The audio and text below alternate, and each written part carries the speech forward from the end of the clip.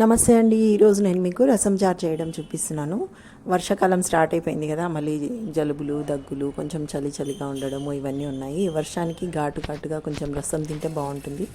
దీనికి వచ్చేసి ముందు ఒక హాఫ్ టీ స్పూన్ మిరియాలు, జీలకర్ర, వెల్లుల్లి రెమ్మలు, కొంచెం కరివేపాకు తీసుకుని వాటిని కచ్చపచ్చగా దంచుకోవాలండి. తర్వాత దానికి కొంచెం చింతపండు అండ్ టమాటా కట్ చేసి మిక్సీ చేసేసుకొని దాన్ని పేస్ట్ లాగా తయారు చేసుకొని గిన్నెలో వేసి నీళ్లు పోసేసి బాగా బాయిల్ చేయాలండి. చింతపండు మీరు కావాలంటే కొంచెం తగ్గించుకోవచ్చు, నేను కొంచెం పుల్లగా ఉండాలని ఎక్కువ వేసాను. ఇలాగే కొంచెం పచ్చిమిర్చి యాడ్ చేయాలి.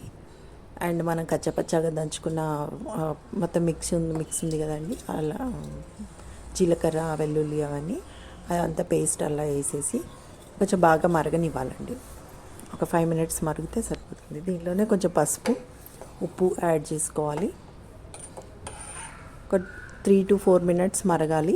టమాటా పచ్చిగా ఉంటుంది కదండి, బాయిల్ చేసుకొని క్రష్ చేసేసుకుంటేనే ఎక్కువసేపు మరగక్కర్లేదు. ఇది పచ్చి టమాటాలే వేసాను కాబట్టి కొంచెం సేపు మరగాల్సి ఉంటుంది. సాల్ట్ యాడ్ చేసేసుకొని బాగా మరిగిన తర్వాత తీసి పక్కన పెట్టేసేసుకోవాలి. దీనిలోకి ఇప్పుడు తర్వాత పోపు వేసుకోవాలండి. పోపులో సింపుల్గా ఏం లేదు, కొంచెం ఆయిల్, కొద్దిగా ఆవాలు, కొంచెం జీలకర్ర, కొంచెం వేసుకుంటే మళ్ళీ కొంచెం కరివేపాకు వేసుకోవచ్చు, కొన్ని ఎండుమిర్చి వేసుకుంటే సరిపోతుందండి.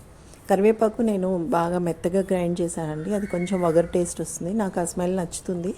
మీరు అది అవాయిడ్ చేయాలనుకుంటే ఊరికే అలాగే ఆకులు వేసి మరిగించుకుంటే సరిపోతుందండి. పేస్ట్ చేస్తే కొంచెం చేదు వగరు వస్తుంది, అది కూడా ఒక రకమైన టేస్ట్ బాగుంటుంది.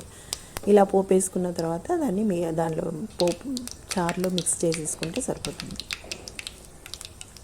మీరు కూడా ట్రై చేయండి, చాలా బాగుంటుందండి రసం. ఇంకా ఘాటు కావాలనుకుంటే ఇంకో 4 మిరియాలు ఎక్కువ వేసేసుకోండి. సూపర్ యమ్మీగా ఉంటుంది.